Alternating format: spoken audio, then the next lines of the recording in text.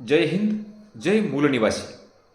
आज 9 ऑगस्ट क्रांती दिन आणि जागतिक आदिवासी दिन. सर्वप्रथम या भारताच्या स्वातंत्र्यामध्ये अमूल्य योगदान देणाऱ्या त्या तमाम देशभक्त क्रांतिकारकांना, वीर हुतात्म्यांना कोटी कोटी अभिवादन. तमाम भारतीयांना जागतिक आदिवासी दिनाच्या हार्दिक शुभेच्छा. 9 ऑगस्ट या दिवसाचे महत्त्व भारताच्या स्वातंत्र्यामध्ये खूप मोलाचे आहे.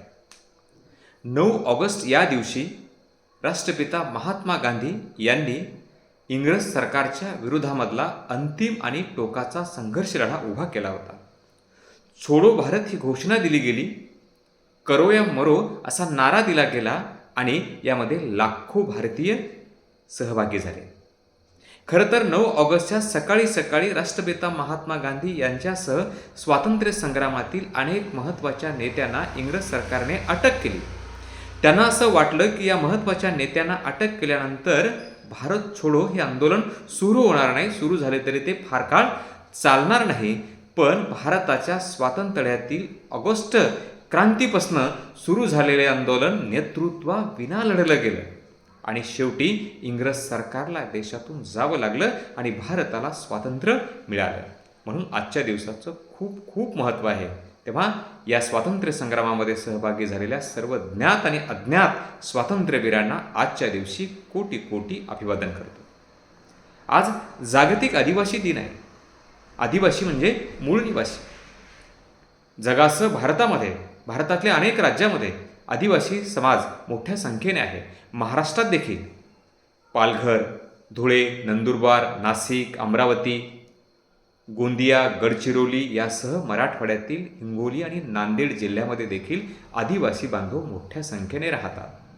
त्यांची स्वतःची एक संस्कृती आहे, त्यांची स्वतःची एक लोकभाषा आहे, त्यांची एक जीवन पद्धती आहे आणि हेच त्यांचं वेगळेपण भारतीय संस्कृतीला अगदी मोठेपणा करणारं आहे.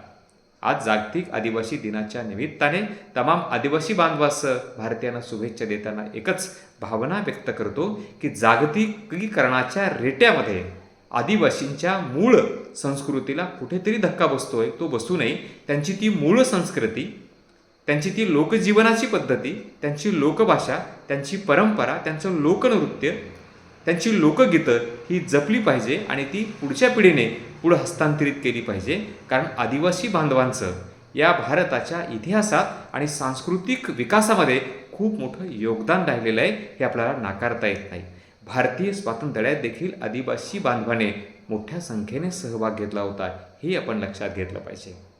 आज आदिवासी भागामध्ये दर्जेदार शाळा, चांगल्या आरोग्य सुविधा निर्माण होणं आणि तरुणाईंना या सगळ्या संधी मिळणं खूप महत्त्वाचं आहे. ही भावना व्यक्त करतो आणि पुनश्च एकदा आपल्या सर्वांना जागतिक आदिवासी दिनाच्या हार्दिक शुभेच्छा देतो आणि थांबतो.